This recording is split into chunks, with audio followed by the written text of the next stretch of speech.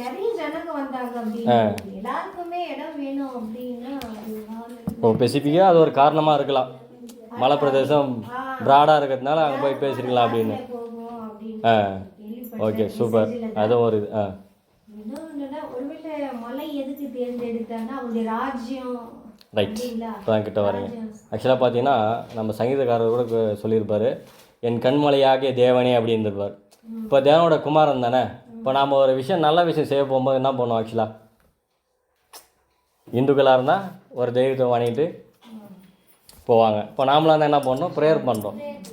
So அது யாருக்கிட்ட prayer பண்ணுறோம்?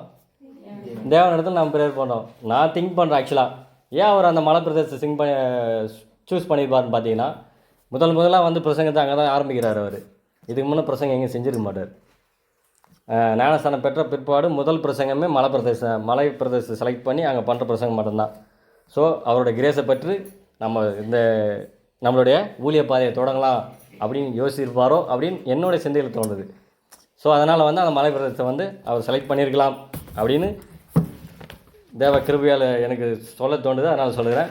இப்போ நம்ம பார்த்திங்கன்னா அவர் எடுத்த மலைப்பிரசங்கம் பார்த்திங்கன்னா மத்தேயு வந்து 5, 6, 7 இது ஸ்பெசிஃபிக்காக வந்து பார்த்திங்கன்னா நம்ம தேவ ராஜ்யத்திற்கு எப்படி இருந்தால் தேவ ராஜ்யத்துக்குள்ளே பிரவேசிக்க முடியும் அப்படின்றத அந்த கட்டளைகளோ அல்லது ஒரு சட்டமோ இதை தான் வந்து 5, 6, 7 மட்டும் சொல்லியிருப்பார்.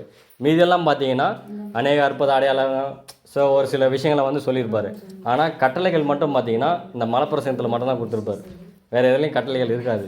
இந்த மலைப்பிரசங்கன்றது தேவனோட ஐக்கியப்பட்டு அவர் பேசிக்கூடிய ஒரு விஷயமா இருக்கும். 5வது அதிகாரத்தில் பார்த்தீங்கன்னா எளிமை உள்ளவன் பாக்கியவான், துயரப்படுகிறவன் பாக்கியவான், சாந்த குள்ளவன் பாக்கியவான், இப்படி குணங்களை குறித்து தானே ஒரு பாடத்தை சொல்லியிருப்பார். அதே 6வது அதிகாரத்தில் பார்த்தீங்கன்னா தர்மம் செய்வது, நாம் ஒருத்தருக்கு இன்னொரு விஷயம் செய்ய போகிறோம் பார்த்தீங்களா, அதை எப்படி செய்யணும் அப்படின்றது. அதே மாதிரி நீங்கள் செய்ய போகிற அந்த ஜபத்தை குறித்து நான் விஷயத்தெல்லாம் கூட அங்கே சொல்லியிருப்பார். எப்படி ஜபிக்க வேண்டும், மாயமான ஜபம் எப்படி இந்த வீதியில் நின்று சரி அந்த மாதிரி விஷயத்தெல்லாம் வந்து கோட்பாடு பண்ணியிருப்பார். இது வந்து பார்த்திங்கன்னா மொத்தமாக டோட்டலாக இருக்கிற இஸ்ரேல் ஜனங்கள் ப்ளஸ் அவரோடு கூட இருந்த 12 சீசர்களுக்கு மத்தியில் பேசியிருப்பார். குறிப்பாக 7வது அதிகாரத்தில் மட்டும் பார்த்திங்கன்னா சில கட்டளையை மட்டும் கொடுத்துருப்பார். இதுதான் வந்து பார்த்திங்கன்னா ராஜரீக பிரமாணம், அப்படி இல்லைன்னா பொன்னான சட்டம் அப்படின்னு நம்ம எடுத்துக்கலாம். இதை மட்டும் பார்த்திங்கன்னா அந்த 12 அப்போஸ்தலராகிய சீசர்கள்கிட்ட மட்டும்தான் சொல்லியிருப்பார். இதை ஏன் ஸ்பெசிஃபிக்காக எல்லோரும் மத்தியிலும் பேசினவர். இப்போ 5, 6 பார்த்திங்கன்னா எல்லார் மத்தியிலும் எல்லா ஜனத்தின் மத்தியும் தான் அந்த விஷயத்தை பேசியிருப்பார். இதை மட்டும் ஏன் சீசர்கள்கிட்ட சொல்லியிருக்கணும்? அது என்ன அவ்வளோ பெரிய விலையேறப்பட்டதா?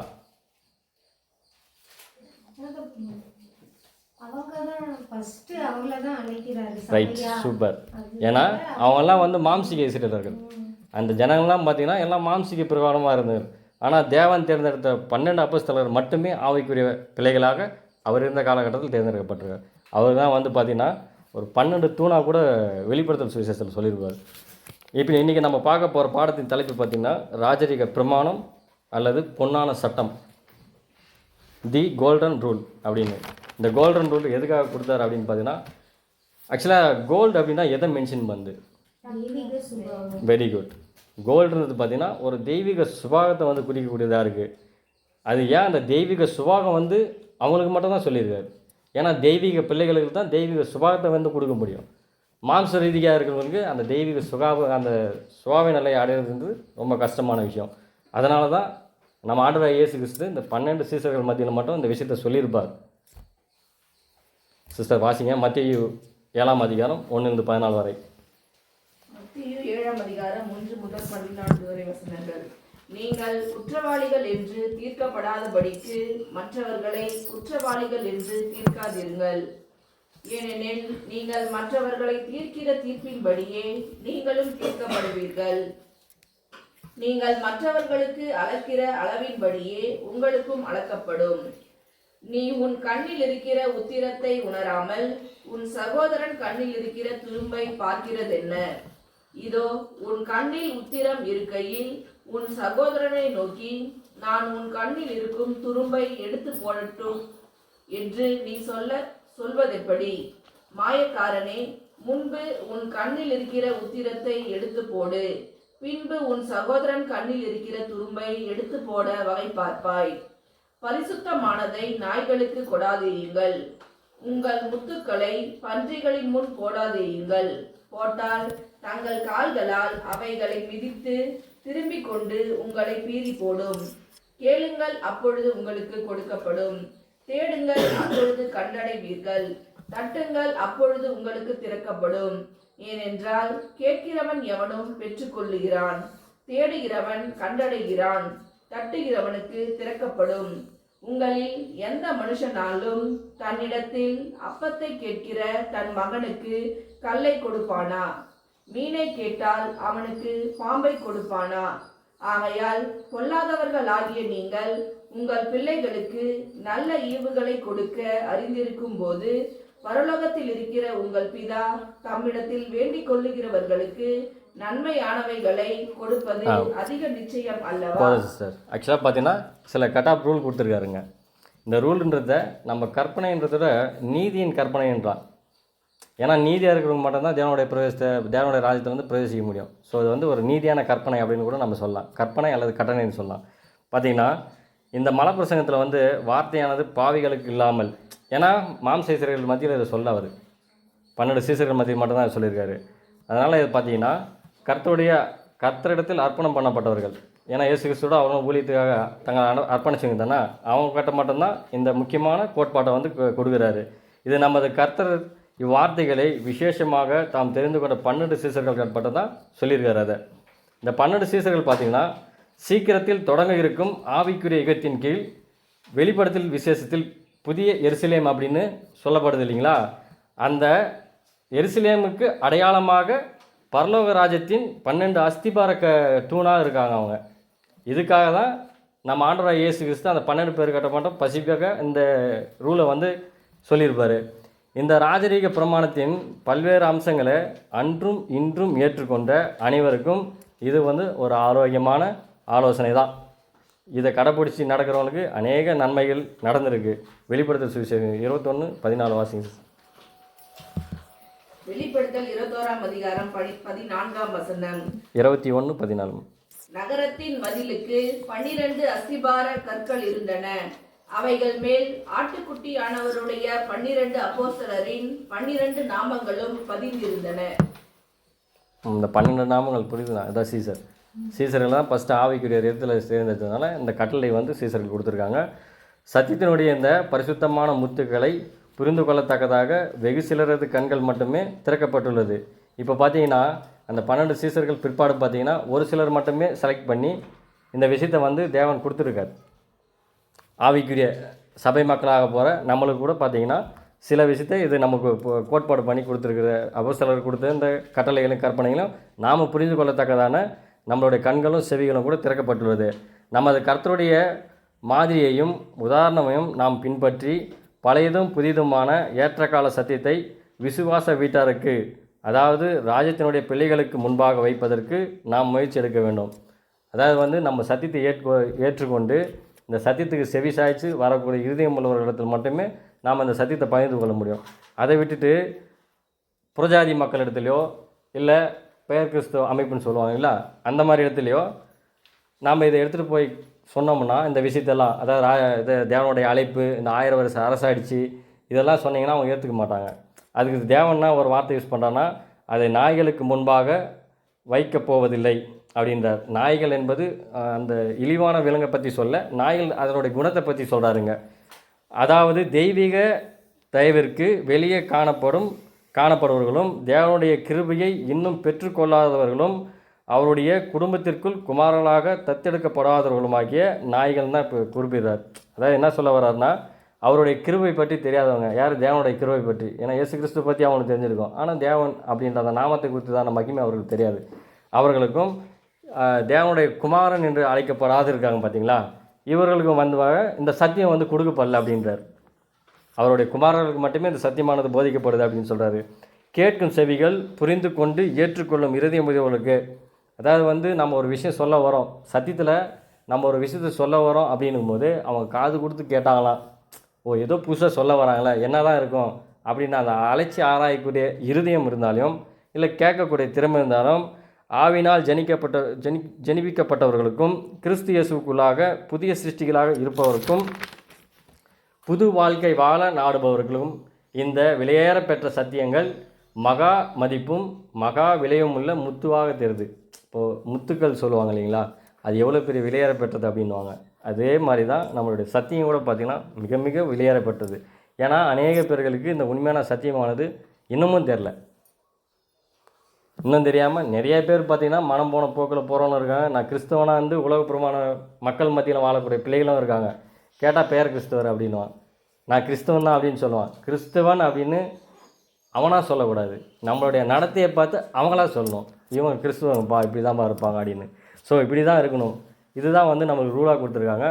பன்றி போன்றவர்களிடமும் முரடர்களிடமும் நாம் இந்த சத்தியத்தை சொன்னால் இதை அவர்கள் ஏற்றுக்கொள்ள மாட்டார்கள் என்ற காரணம் மட்டும் அல்லாமல் இன்னுமாக அவர்கள் ஏமாற்றம் அடைந்த உணர்வை உடையவர்களாகவும், என்ன சொல்ல வர பாருங்கன்னா, பன்றின்றது என்ன பண்ணுவாங்க, அந்த சாக்கடையை வந்து உலகப்புறமானமாக சொல்கிறார். அதுக்கு தான் பன்றி நீங்கள் மென்ஷன் பண்ணியிருக்காரு.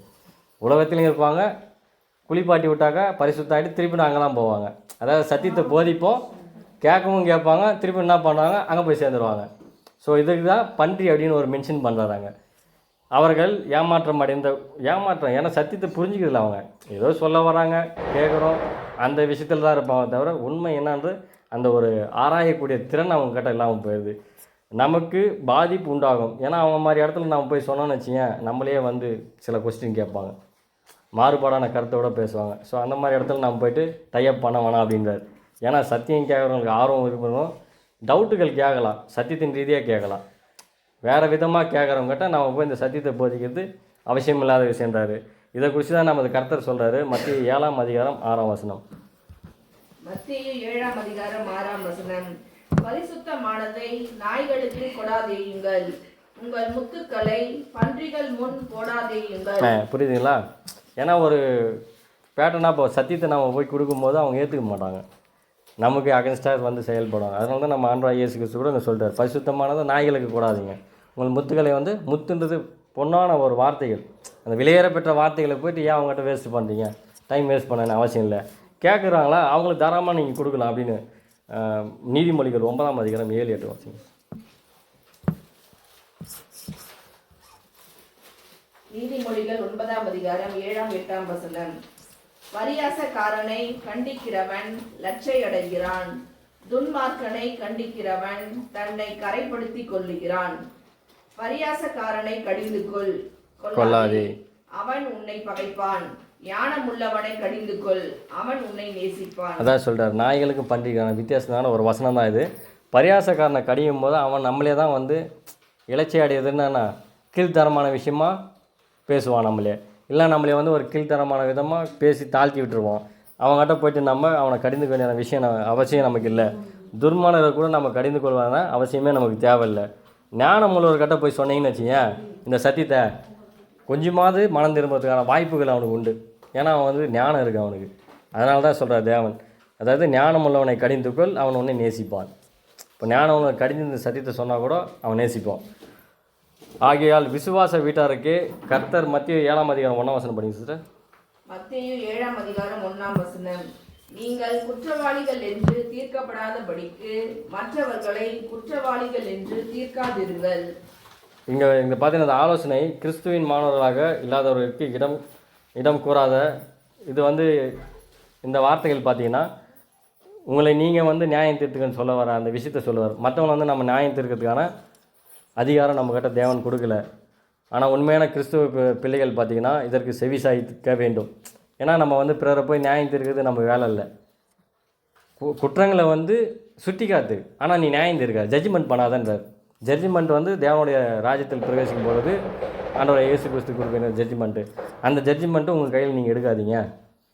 எதாக இருந்தாலும் சுட்டி காட்டுங்க, தப்பு இல்லை. இப்போ ஒரு சகோதரர் வந்து தப்பு பண்ணுறாரு, ஒரு சகோதரி தப்பு பண்ணுறாங்க, சத்தியத்தின்படியாக இல்லை, இப்படி மனம் திரும்புவாங்க அப்படின்னு சொல்லிவிட்டு நீங்கள் அந்த விஷயத்தை மறந்துட்டு அவங்களுக்கு மட்டும் தான் நீங்கள் அட்வைஸ் பண்ணணும். அதை எடுத்துகிட்டு போய் இன்னொரு சகோதரர்கிட்ட குறையாக சொல்லக்கூடாது.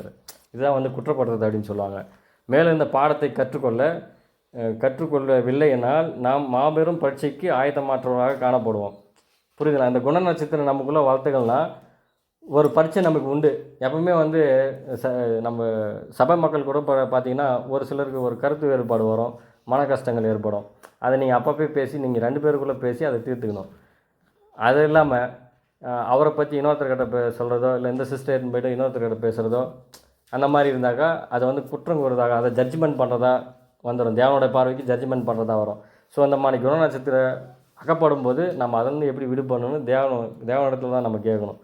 ஆனால் நம்ம அதே சுபாவத்தில் வந்து இருந்தோன்னா நம்ம பரீட்சைக்கு ஆயத்தமாகாமல் அந்த தெய்வீக அழைப்புக்கு வந்து போகிறதுக்கான வாய்ப்பை இழந்துரும் அப்படின்னு தான் அந்த 7ஆம் அதிகாரத்தில் வந்து மத்திய 7ஆம் அதிகாரத்தில் அப்போ இருந்த சீசர்களுக்கு சொல்லியிருப்பார். ஏன்னா சீசர்கள் தானே அநேக பேரை போய் தன்னோட ஊழியத்தை செய்யறதுக்கு அழைப்பு கொடுத்தாரு. ஸோ அந்த மாதிரி இடத்துல குற்றம் சொல்லிட்டு இருந்தால் அப்போ கிறிஸ்தவர்கள் எப்படி அவளுக்கே வெளிப்பாடு இல்லாமல் போயிடும் இல்லைங்களா? அப்புறம் பார்க்குறோன்னா அவங்களும் நம்மளே மாதிரி தான் அப்படின்ற மாதிரி ஆகிடும். கிறிஸ்தவருக்கும் பிரஜாதி மக்களுக்கும் ஒரு வேறுபாடு வேணும் அப்படின்றத காட்டணுன்னாக்கா இதை மட்டும் தான் நம்ம கடைப்பிடிக்கணும். ஏன்னா பிரஜாதி மக்கள் மத்தியில் கூட பார்த்திங்கன்னா சாந்த குணமாக இருப்பாங்க, நீதியாக நடக்கக்கூடியவங்க இருக்காங்க, இந்த மாதிரி விஷயம்லாம் இருக்காங்க. ஆனால் அவங்களுக்குள்ளாக அந்த குற்றம் குறை கூறுற விஷயம் அதெல்லாம் இருக்கும். அந்த மாதிரி சின்ன விஷயம் கூட நம்ம கட்டுறக்கூடாது அப்படின்னு சொல்ல வர்றார். அதாவது ஆவிக்குரிய சபை மக்கள் இடத்துல வந்து அந்த விஷயம் வரவே கூடாது. அப்படி இருந்தாக்கா நம்ம அந்த ராஜ்யத்துக்கு போகக்கூடிய வழியில் பிரவேசிக்கிறது கஷ்டமாக போயிருந்தார். மேலும் இவர்கள் தேர்ச்சி பெறுவதற்கான காரணம் தங்களுடைய வாழ்க்கையில் இப்படியான ஒரு பரீட்சை உண்டு என்பதை புரிந்து கொள்ளவில்லை. சில சகோதரர் பார்த்திங்கன்னா அந்த குற்றம் குறை சொல்கிறத மாற்றிக்கணும். அவங்க அதை விட்டுட்டு மறுபடியும் அந்த தவறு பண்ணிகிட்டே இருந்தாக்கா அவங்களுக்கு வந்து புரியலன்னு அர்த்தம். இந்த விஷயம் தேவன் கொடுத்த அந்த கட்டளை வந்து அவங்களுக்கு புரியல அப்படின்றது தான் அர்த்தம். ஒருவேளை இவர்கள் குற்றம் கண்டுபிடிக்கிறவர்களாகவே சந்தேகப்படுவர்களாக மற்றவர்களை அன்பற்ற விதத்தில் கடுமையான விதத்தில் நியாயம் தீர்ப்பவர்களாக இருந்தால் கிறிஸ்துவின் அன்பு அவர்களுக்குள்ளாக இல்லை. ஏன்னா கிறிஸ்து எப்பவுமே யாரையும் குறை சொன்னதே இல்லை. அவர் கடிந்து கொண்டால் கூட அவர் அன்பு தான் செலுத்தியிருக்கார். ஸோ அப்படி இருக்கும்பொழுது நம்ம சகோதர சகோதரி கூட பார்த்திங்கன்னா ஒருவர் நம்மளை கடிந்து கொண்டாரா, பரவாயில்ல, அதை மறந்துட்டு அவர் இவரை தாழ்த்திட்டு அவர்கிட்ட சில விஷயங்களை வந்து போதித்து பரவாயில்ல பற்றி விடுங்க அப்படின்ட்டு அன்பா சென்றால் மட்டும்தான் நாம் அவருடைய ராஜ்யத்திற்கு உள்ளாக போக முடியும். அவர்கிட்ட மட்டும்தான் அந்த தெய்வீக அன்பு இருக்கும். அன்பு இல்லாத இடத்துல எந்த அளவுக்கு மற்றவர்களிடத்தில் நாம் இரக்கம் தயாளத்தை பாராட்டுகிறோமோ அவர்களுக்கு தெய்வீக இரக்கம் நம்மிடத்தில் பாராட்டப்படும். நம்ம எந்த அளவுக்கு அன்பு செலுத்துகிறோமோ அந்த அளவுக்கு தான் நம்முடைய அந்த ஆவிக்குரிய வளர்ச்சியில் வந்து தேவனுடைய அந்த தெய்வீக அன்பின் வளர முடிய ஒரு சுச்சுவேஷன் வந்துடுது.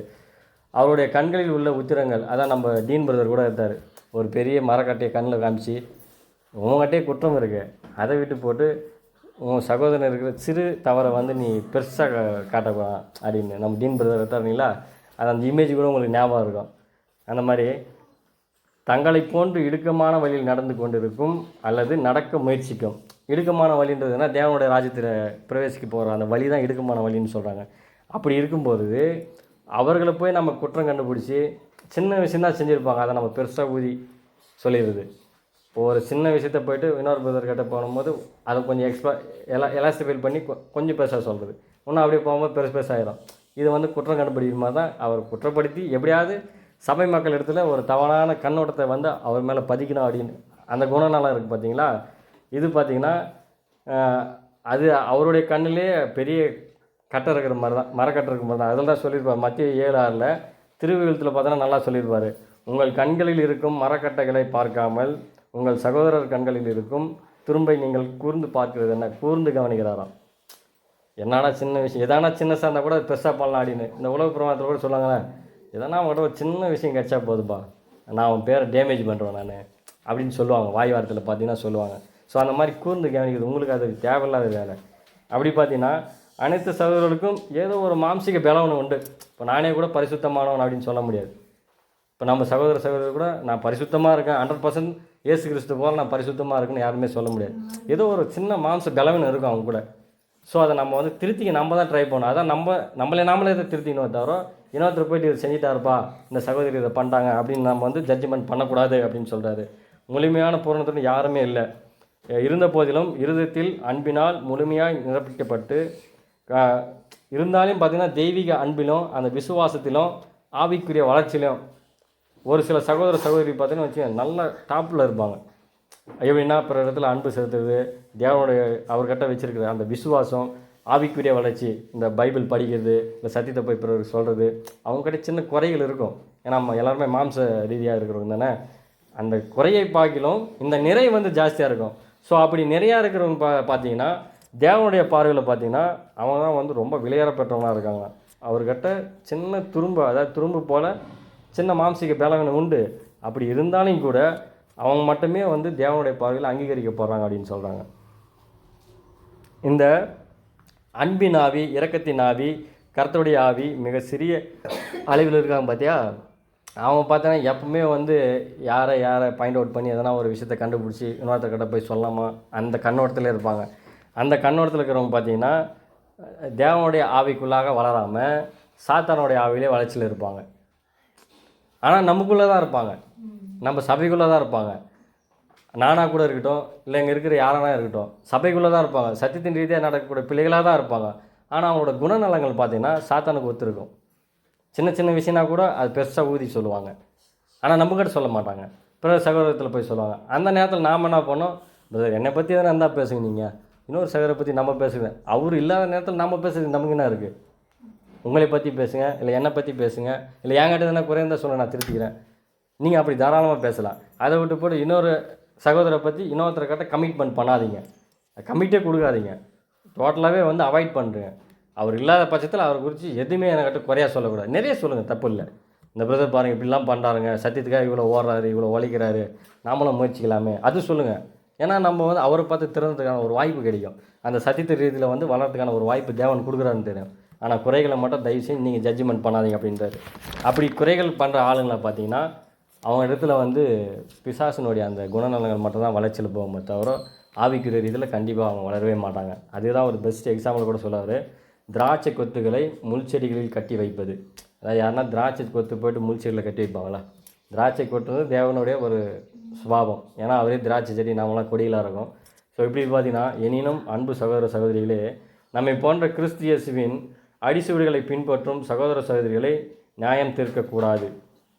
ஆனால் பொதுவான மனுகுலத்தின் செயல்பாடுகளில் நாம் ஒரு குறிப்பிட்ட விதத்தில் நியாயம் தீர்க்க வேண்டியதாக இருக்கிறோம்.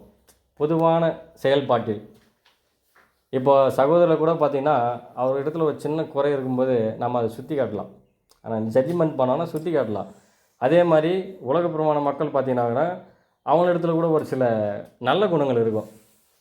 அன்பு கூறுறதோ, இல்லை பிறருக்கு ஹெல்ப் பண்ணுறக்கூடிய அந்த விதமோ, பண ரீதியோ எதாக இருந்தாலும் சரி, டைம், பணம், பொருள், ஏதோ ஒரு பொருள் அதில் ஹெல்ப் பண்ணுற மாதிரி அவங்களுடைய கனிகளுக்கு கூட பார்த்திங்கன்னா அதை தான் சொல்கிறாரு. முள்செடி தான் அது. ஆக்சுவலாக அந்த முள்செடியிலும் ஒரு திராட்சை கொத்து போல் ஒரு அழகான தோற்றம் அவங்க கட்டுறதுக்கு, அதான் முள்செடியில் வந்து இந்த திராட்சை கொத்தை பார்க்குது. அப்படி இருக்கும்போது பார்த்திங்கன்னா இந்த மாதிரி ஆட்கள் இடத்துல நம்ம போய் இந்த சத்தியத்தை சொல்கிறதுக்கு நம்ம பிரயாசப்படலாம்.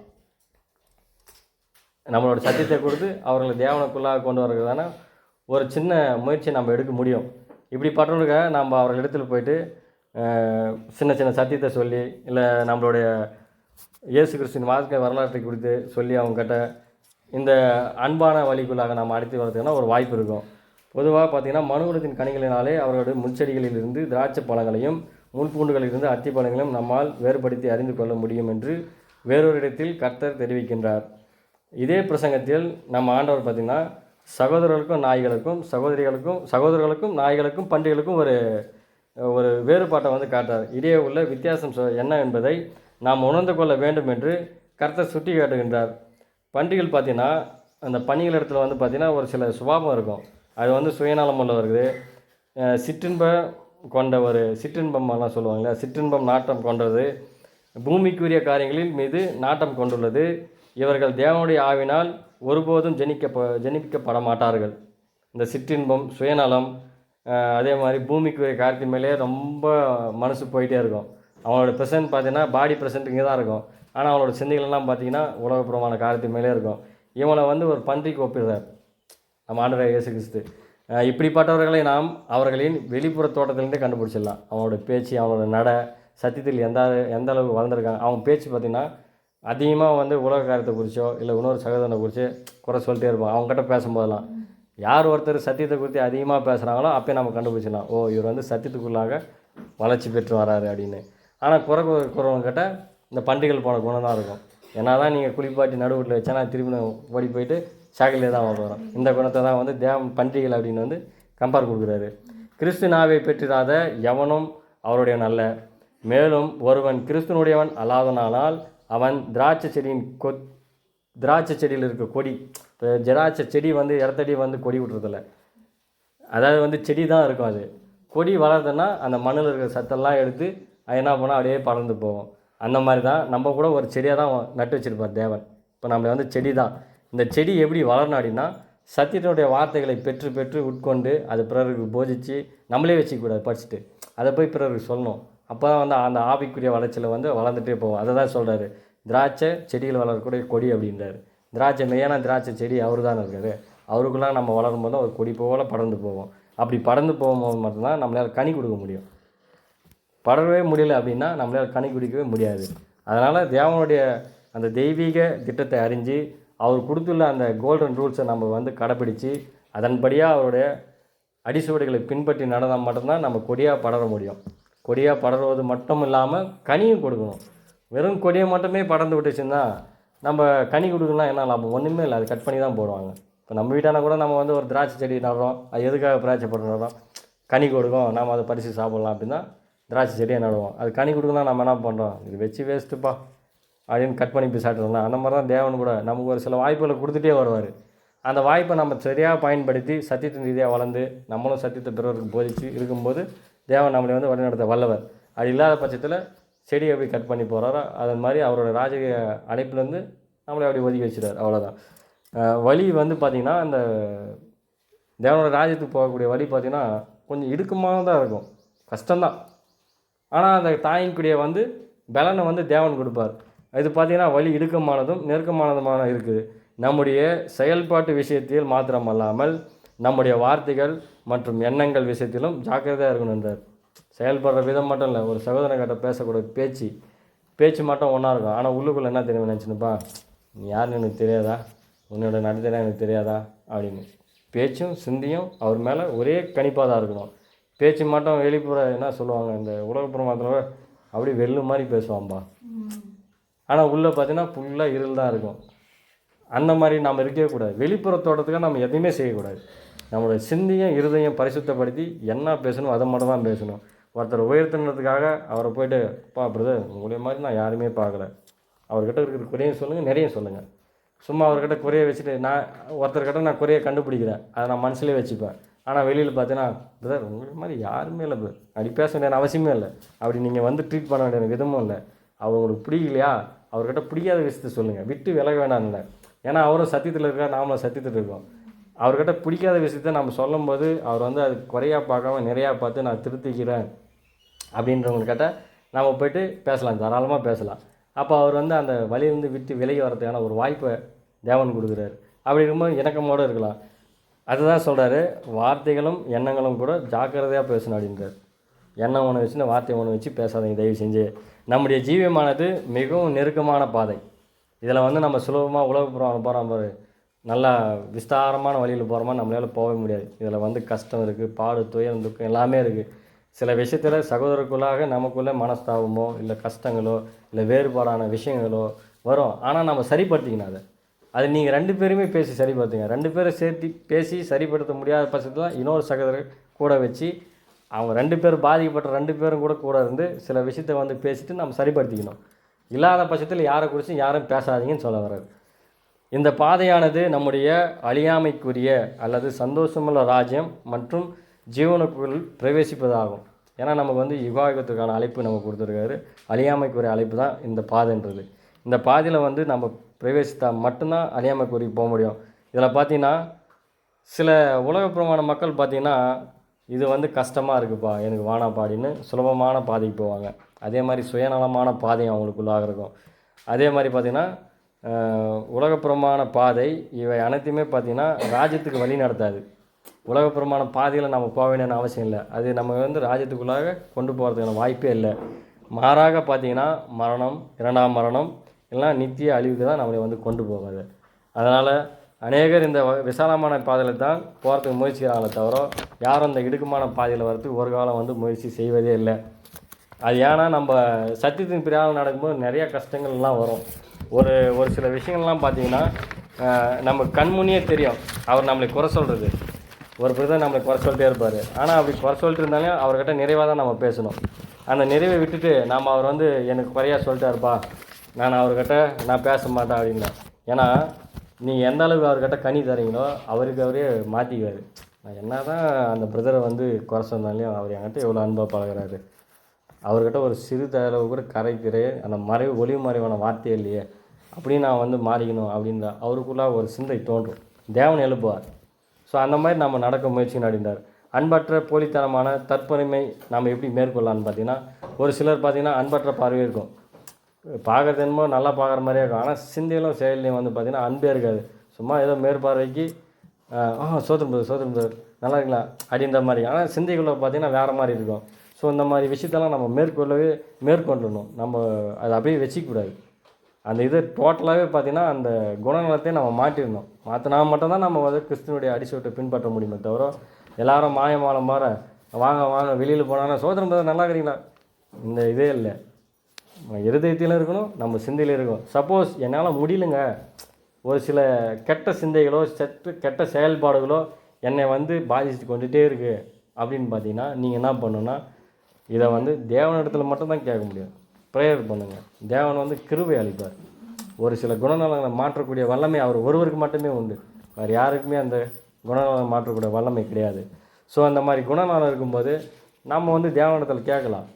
பைபிள் படிக்கிறதோ கேட்குறதோ இந்த மாதிரி சில விஷயத்தில் நம்ம வந்து இதில் மாறும்போது என்னன்னா, தேவன் கண்டிப்பாக நம்மளோட டோட்டலாகவே நம்மளோட சிந்தைகள், செயல்பாடுகள், எண்ணங்கள் எல்லாமே மாற்ற வல்லவர். இதை மட்டும் நீங்கள் செய்யுங்க.